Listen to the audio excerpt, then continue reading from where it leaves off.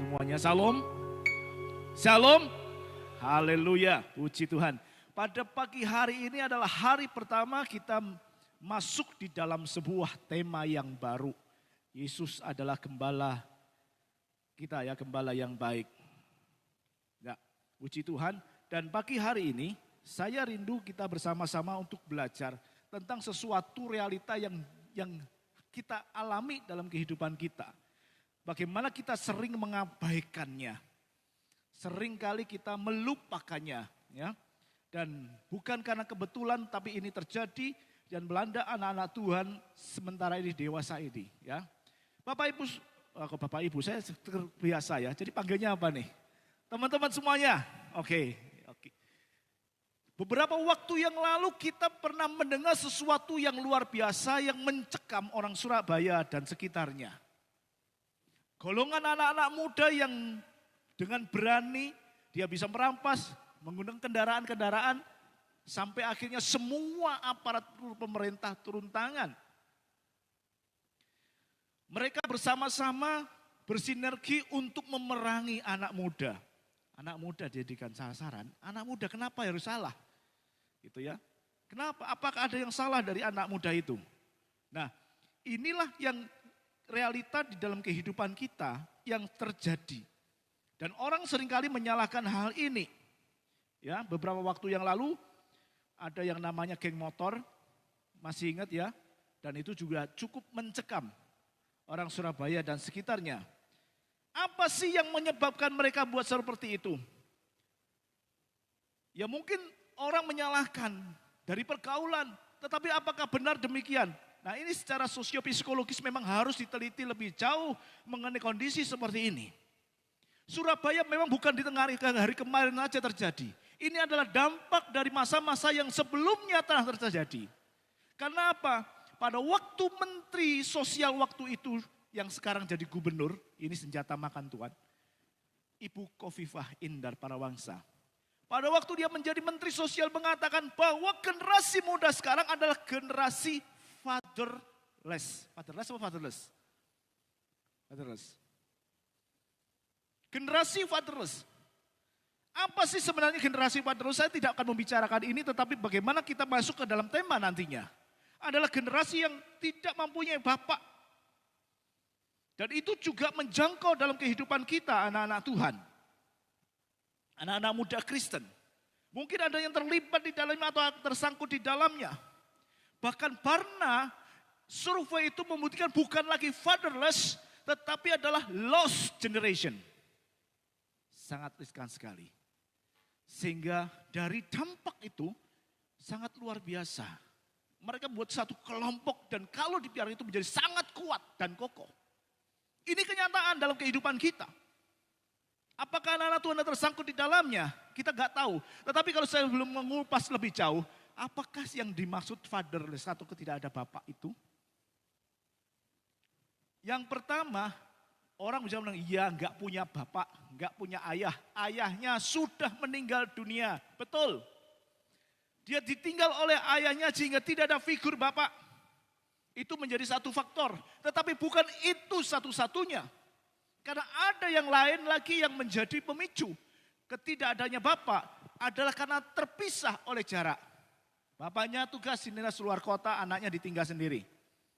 Di rumah hanya dicukupi semua kebutuhan. Dan Bang Toyib tidak pulang-pulang.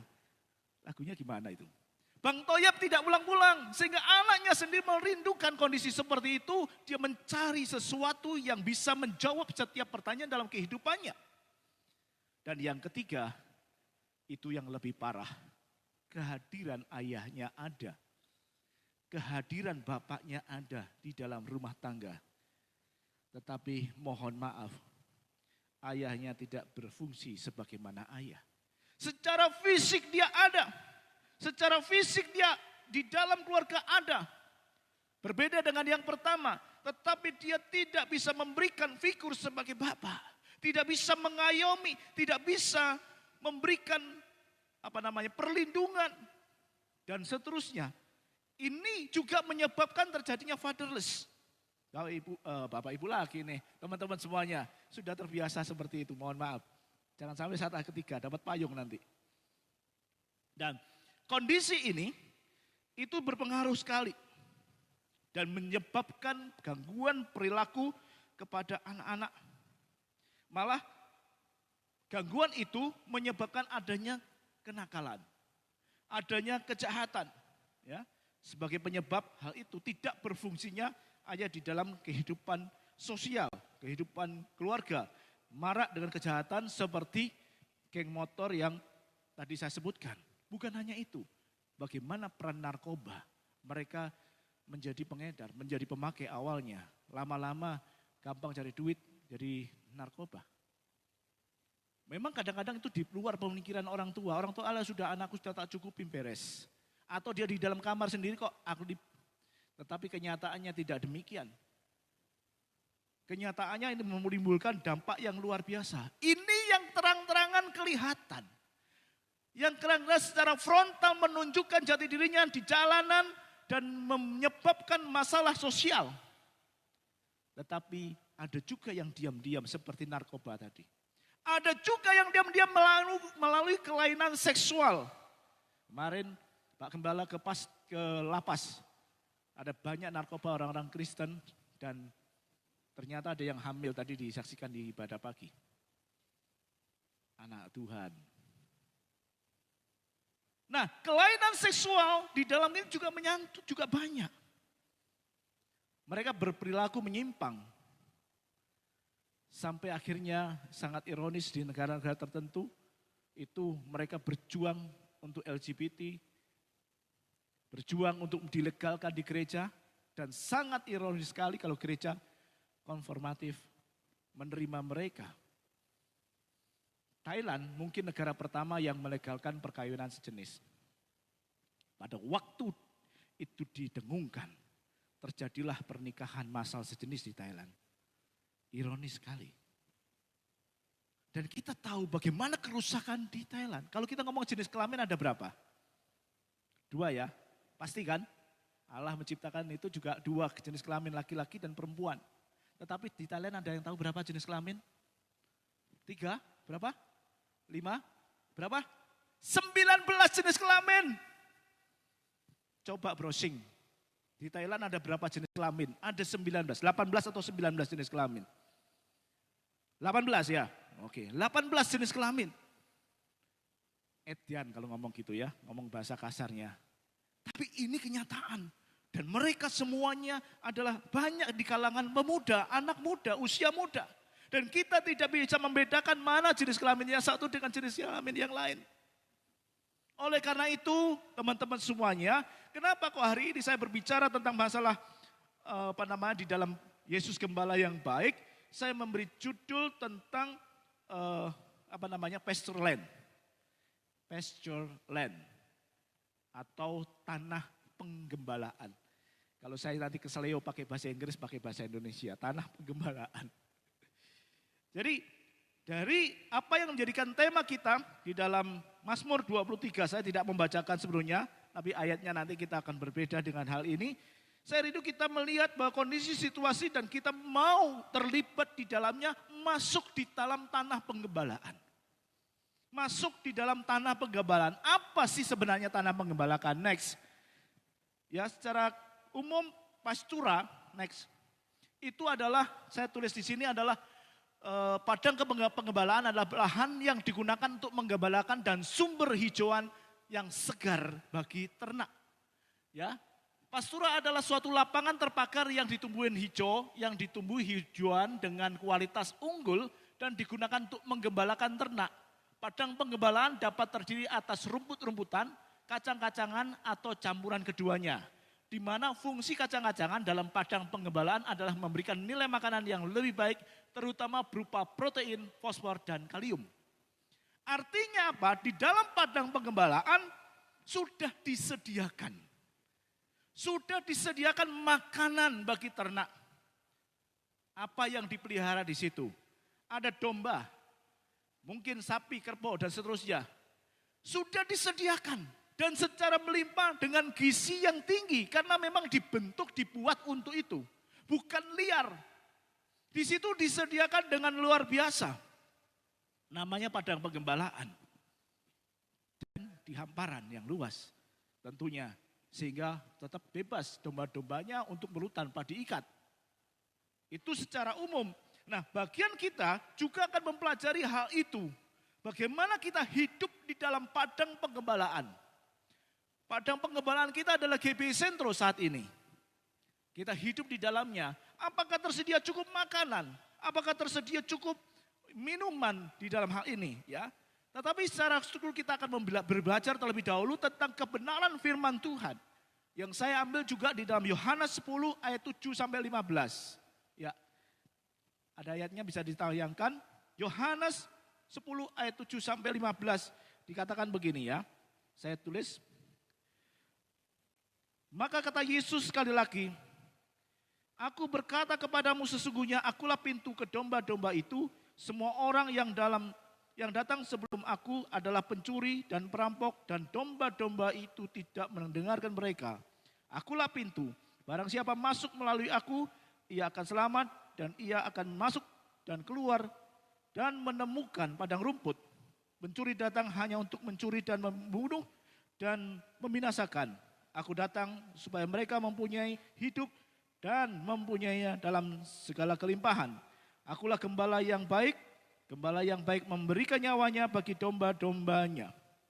Sedangkan seorang upahan bukan gembala dan yang bukan pemilik domba-domba itu sendiri. Ketika ia melihat serigala datang meninggalkan domba-domba itu lalu lari. Sehingga serigala itu menerkam dan mencerai berikan domba-domba itu. Ia lari karena ia seorang upahan dan tidak memperhatikan domba-domba itu. Akulah gembala yang baik. Dan aku mengenal domba-dombaku dan domba-dombaku mengenal aku sama seperti Bapa mengenal aku dan aku mengenal Bapa dan aku memberikan nyawaku bagi domba-dombaku. Nah, teman-teman semuanya ada beberapa hal yang kita akan lihat di sini. Yang pertama adalah akulah pintu, tadi dari pintu bagi domba-domba. Yang kedua adalah masuk dan keluar menemukan padang rumput, memberikan nyawa dan mengenal. 4 yang harus kita pelajari, semoga nutut, kalau enggak ya 3 saja. Nah, apa sih yang dimaksud dengan kondisi seperti ini kita lihat? Siapakah yang menjadi gembala? Kalau kita ngomong gembala, konotasi kita kalau gembala gereja, betul boleh. Di Komsel juga ada gembala. Di dalam keluarga, ada gembala keluarga. Ayah, ibu. Kalau boleh dikatakan semua adalah gembala, karena kita semua pribadi adalah gereja. Jadi kita akan sepakati dulu, jadi kita mengartikan gembala dalam arti yang luas. Nah, teman-teman semuanya, kita bisa menjadi gembala bagi adik kita bisa menjadi gembala bagi kakak kita. Jadi kondisi seperti itu, supaya kita bisa sepakati dan bisa belajar bersama-sama. Yang pertama pada saat di dalam padang penggembalaan, apa yang tersedia di padang penggembalaan? Seperti tadi saya katakan, ada banyak tumbuhan, yang bisa memberikan asupan gizi cukup bagi ternak. Jadi kalau kita ngomong di padang penggembalaan ada jaminan perlindungan dan jaminan pemeliharaan. Yang pertama kita lihat kalau namanya pintu adalah jaminan perlindungan ya bagi domba-dombanya. Nah, di sini kita melihat padang penggembalaan itu para gembala biasanya menyimpan domba-dombanya. Ada tempat penyimpanan di padang penggembalaan. Nah, tempat penyimpanan itu ada banyak kalau kita ngomongnya kandang. Ya, kalau kita ngomong kandang. Di padang penggembalaan juga mereka ada satu tempat untuk menyimpan domba-domba. Kalau di dalam lingkungan yang sudah disebut perkotaan yang cukup besar, mereka biasanya ada 3-4 gembala itu bersatu untuk memiliki satu tempat yang lebih luas, yang lebih lebar. Sehingga mereka bersama-sama menaruh domba-domba itu di satu tempat di sana. Kemudian sang gembala pasti keluarkan dari dalam tempat penyimpanan itu. Dan pada waktu setelah digembalakan mereka masuk semua ke domba-domba. Malamnya dijaga oleh seorang gatekeeper. Ada pintunya dijaga oleh seorang gatekeeper. Dan gatekeeper hanya menjaga saja. Pada waktu pagi gatekeeper akan membukakan pintu. Dan gembala ada di depan masing-masing memanggil domba-dombanya untuk keluar. Dan domba-domba itu mengenal para gembalanya. Jadi pada saat dipanggil dia akan keluar. Tapi seorang gatekeeper tidak memanggil, dia hanya sebagai penjaga pintu. Nanti kita akan lihat fungsinya. Kemudian yang kedua adalah pada waktu mereka di padang, ada cara yang biasa dipakai, ada satu celah batu. Celah batu yang di dalamnya ada satu keruaan kayak gua seperti itu yang dipakai untuk menyimpan domba-dombanya. Di sini adalah mama saya, dia di pintu gembala. Miniaturnya yang di sana. Ini di lokasinya di Padang Gembala di Yerusalem. Pendek, iya. Atasnya batu, iya. Seperti keruaan gua. Saya kesundul, karena memang saking pendeknya. Itu aslinya kondisi seperti itu.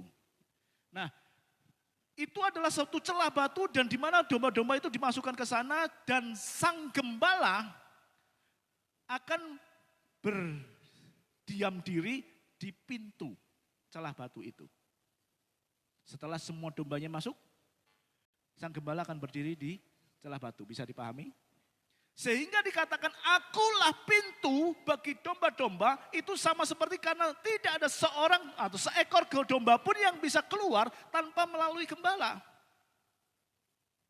Jadi dikatakan akulah pintu bagi domba-domba di ayat 9, itu artinya domba itu gak bisa kemana-mana karena ada gembala yang jaga di depan pintu. Tetapi sebaliknya serangan dari luar, entah itu binatang buas serigalakah, mungkin harimaukah, atau apapun juga yang mengancam domba juga tidak bisa masuk karena ada gembala yang di depan pintu. Sehingga ada satu tadi ayat yang mengatakan bahwa menyerahkan nyawanya bagi domba-dombanya karena dia jadi tameng, jadi perisai di situ. Itu yang terjadi dan kenyataan memang demikian. Sehingga dikatakan akulah sebagai pintu, itu artinya adalah sebagai penjaga. Sebagai benteng perlindungan bagi setiap domba. Jaminan keselamatan. Dan itu juga sangat berpengaruh sekali, dikatakan di sini pintu artinya jaminan keselamatan. Yohanes 14, Yesus adalah jalan kebenaran dan hidup, dan Yohanes 3:16, karena kasih karunia Allah yang mengaruniakan anak yang tunggal, kita sudah hafal itu. Jadi akulah pintu menunjukkan bahwa ia adalah satu-satunya jalan masuk untuk seorang berada dalam keamanan. Yesus memberikan jaminan bahwa mereka melalui dia akan selamat. Hanya melalui iman kepada Yesus maka selamat. Itulah yang dikatakan sebagai jaminan perlindungan di dalam tanah penggembalaan. Jadi kalau bersyukur kita semua terhisap di dalam tanah penggembalaan karena kita akan mendapatkan jaminan keselamatan itu, jaminan perlindungan itu. Kalau dikatakan pintu, fungsi pintu ini sangat luar biasa. Ya. Gak akan mungkin rumah kalau tidak memiliki pintu. Gak mungkin kan, mesti memiliki pintu. Tetapi seringkali kita ngomong tidak nemu pintu. Ada yang terkunci dari luar, ada yang terkunci dari dalam. Saat keluarga keluar, kuncinya dibawa orang tua, dia terkunci dari luar, nggak bisa masuk. Karena pintu. Tetapi seringkali juga terkunci di dalam. Di dalam pabrik besar, kita di dalam nggak ada, kunci semua sama satpam. Nggak bisa keluar. Dan penting sekali pintu ini sangat besar fungsinya. Karena apa? Bisa menimbulkan masalah yang cukup besar. Terjadi gempa bumi. Kemudian ada runtuh, barang-barang jatuh, pintunya terkunci karena engselnya mengsle. Dia nggak bisa keluar melalui pintu, akhirnya tertimpa runtuhan barang-barang yang jatuh, mungkin longsor dan seterusnya. Terjadi sesuatu dan itu sangat membahayakan. Pintu ini juga sangat penting pada saat seorang membangun rumah yang pertama kali yang dibangun adalah pintunya. Orang akan merasa aman kalau pintunya kokoh. Orang akan merasa aman kalau pintunya kuat dari segala bahaya. Jadi pintu ini memberikan rasa aman pada waktu terjadi sesuatu. Ada kerusuhan. Ntar lagi kita ada seabad. Itu masa yang luar biasa. Pintu juga menjadi sesuatu yang menjadi benteng perlindungan. Ya. Saat membangun rumah, pintu menjadi faktor yang utama. Jadi jaminan itu ada di perlindungan itu di pintu. Nah, apa sih harus yang kita kerjakan di dalam perlindungan bagi domba-domba supaya kita merasa aman? Pemazmur mengatakan di dalam Mazmur 121, coba next. Mazmur 121 dikatakan di ayat 3 sampai 8. Ia tak akan membiarkan kakimu goyah, penjagamu tidak akan terlelap, sesungguhnya tidak akan terlelap dan tidak tertidur. Penjaga Israel, Tuhanlah penjagamu, Tuhanlah naunganmu, sebelah tangan kananmu, matahari tidak menyakiti engkau pada waktu siang, atau bulan pada waktu malam. Tuhan akan menjaga engkau terhadap segala kecelakaan, ia akan menjaga nyawamu, Tuhan akan menjaga keluar masukmu dari sekarang sampai selama-lamanya. Tuhan ada di depan pintu. Dan dia tidak terlelap, tidak tertidur. Jadi kalau seorang penjaga di depan pintu tentu sangat aman. Mau kita di rumah dijaga satpam pasti aman. Apalagi ini ya Tuhan sendiri yang menjagai. Dan bukan saja pada satu masa, satu waktu, siang pun dijaga, malam pun dijaga dari segala sesuatu sehingga matahari pun tidak akan menyakiti dan bulan juga tidak akan mengganggu kita pada waktu malam. Artinya di segala masa, baik siang maupun malam dijaga dari segala kecelakaan. Kalau kecelakaan itu sesuatu yang tidak kita ketahui dan tiba-tiba tanpa kita ketahui. Dan itu terjadi dan Tuhan sendiri yang menjagai kita pada waktu kita keluar, pada waktu kita masuk selama-lamanya. Selama-lamanya bukan selama-lamanya. Selama-lamanya yang dimaksudkan di sini, selama-lamanya kita masih berada di dalam padang penggembalaan. Jadi kalau kita keluar dari padang penggembalaan, resiko ditanggung penumpang. Ya. Kalau kita keluar dari padang penggembalaan berarti resiko ditanggung penumpang. Demikian juga di dalam kita bergereja di GBI Sentro ini. Kita dinaungin. Kita dijagai secara rohani. Karena gak mungkin kita menjaga secara fisik masing-masing. Tetapi kita tahu ada kekuatan doa. Dari para pendoa, dari Pak Gembala, dari semua gembala-gembala sel. Mendoakan teman-teman semuanya. Itu adalah satu penjagaan. Mereka memohon penjagaan malaikat siang dan malam. Mereka menjagai tanpa terlelap, tanpa tertidur. Memohon kepada Tuhan untuk menjagai kita. Karena tidak mungkin 24 jam dijagai.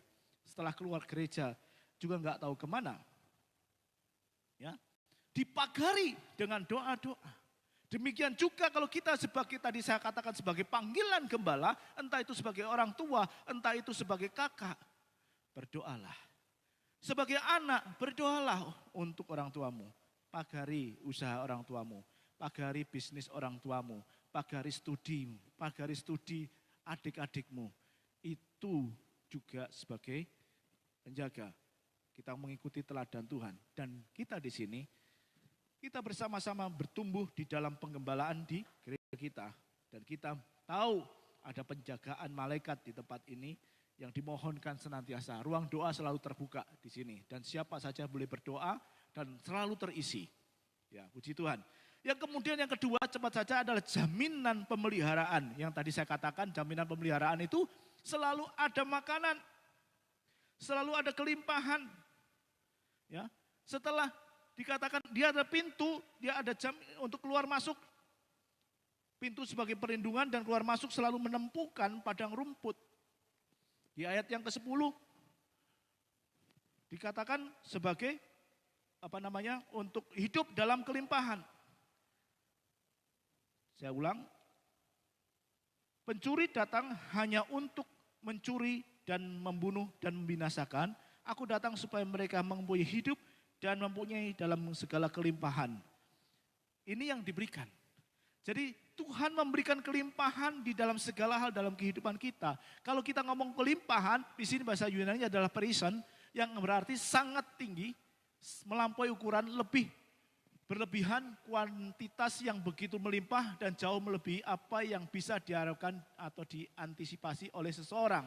Sehingga 1 Korintus 2:9 mengatakan, apa yang tidak pernah dilihat oleh mata dan tidak pernah didengar oleh telinga dan yang tidak pernah timbul di dalam hati manusia, semua yang disediakan Allah untuk mereka yang mengasihi Dia. Inilah jaminan kelimpahan. Karena yang namanya kelimpahan di sini adalah provision.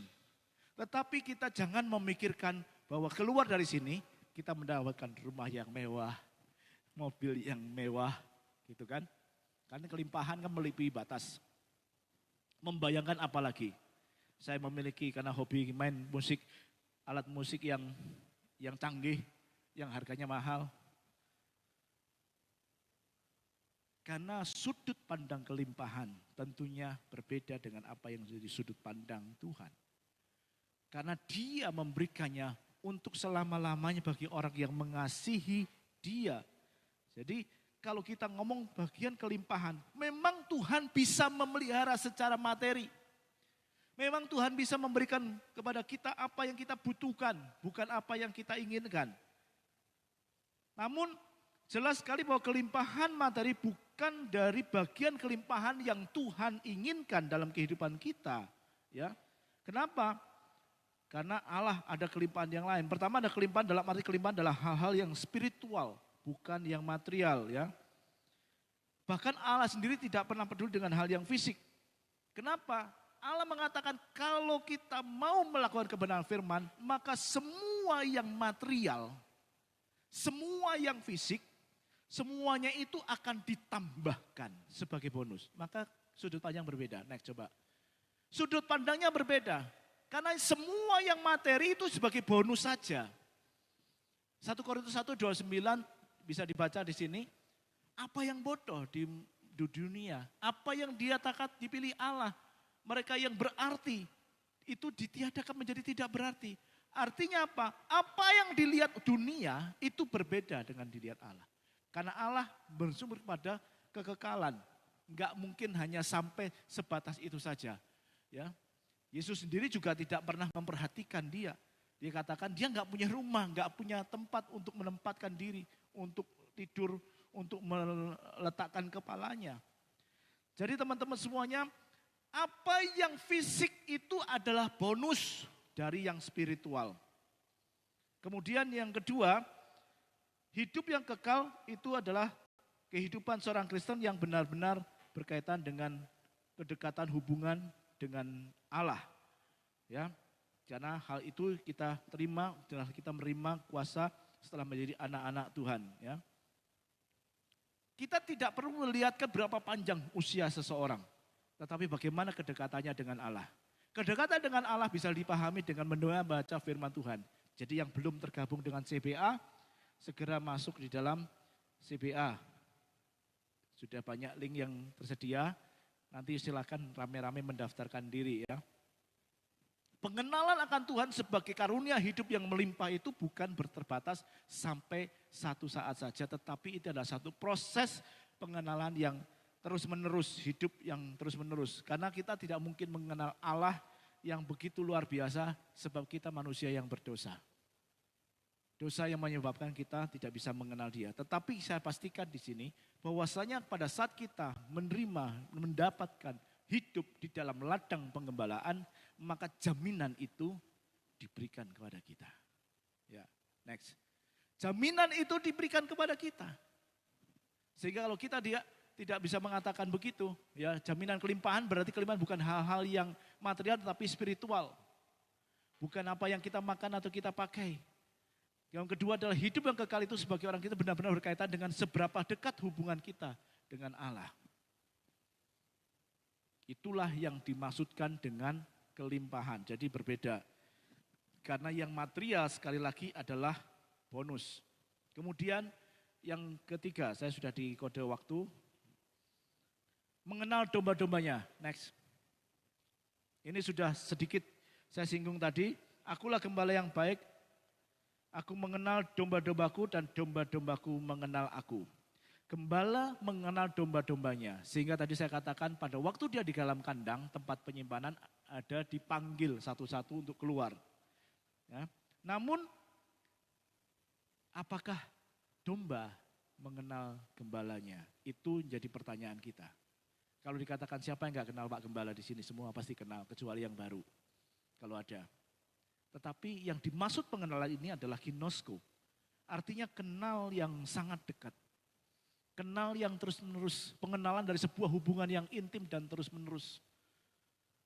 Namun kita tahu bahwa manusia pada intinya tidak bisa mengenal gembalanya. Gembala agung. Karena kita manusia yang berdosa.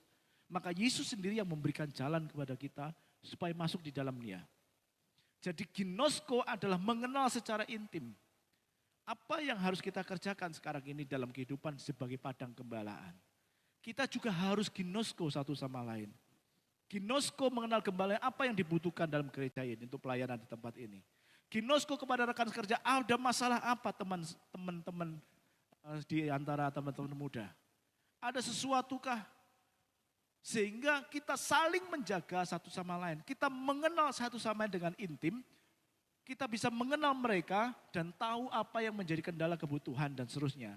Sehingga apa yang dimaksud dengan fatherless tadi terhindar. Di antara kita karena kita saling menjaga. Itu yang diharapkan. Saling kenal satu sama lain dengan intim, dengan mengetahui secara mendalam.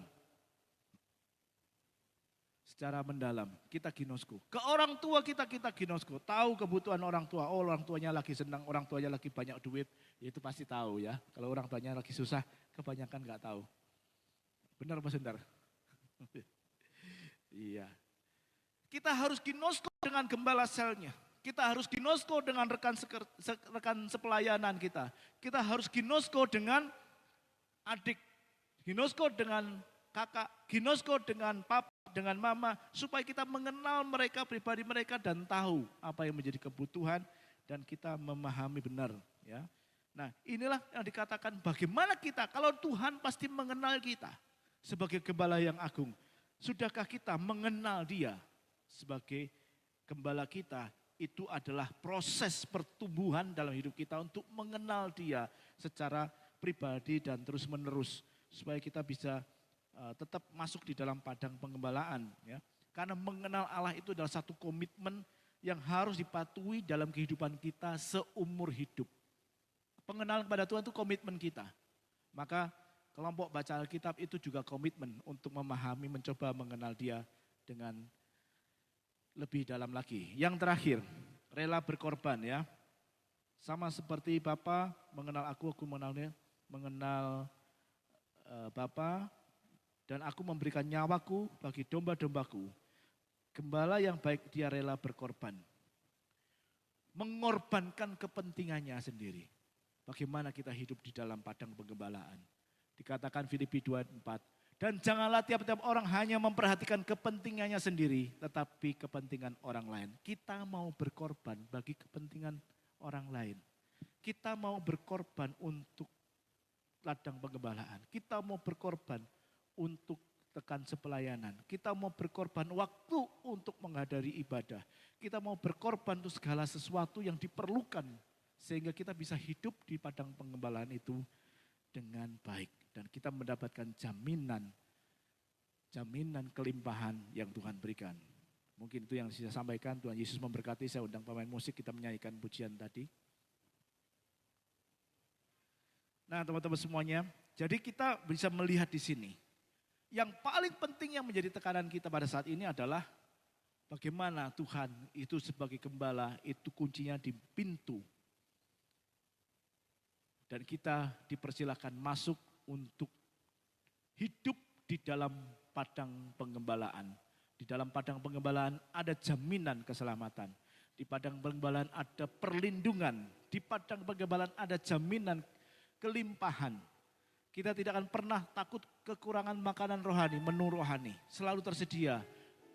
Dan pada saat kita ngomong kelimpahan itu berupa hal yang spiritual, maka yang material itu akan mengikuti. Yang material itu kan jadi jangan berpikir kelimpahan itu secara material. Sesuatu yang kita kelihatan mata. Ada mobil yang mewah, rumah yang mewah, kemewahan-kemewahan yang lain. Silakan. Namun itu semua menjadi bonus. Dan kita tidak hidup hanya saat ini saja. Proses mengenalan kepada gembala yang baik itu adalah satu komitmen yang kita akan ikuti terus menerus. Dan kita pada saat gilirannya mau rela berkorban bagi hormat dan kemuliaannya. Bukan mementingkan kepentingan pribadi, tetapi kepentingan orang lain. Haleluya. Saya jemput kita semua bangkit berdiri.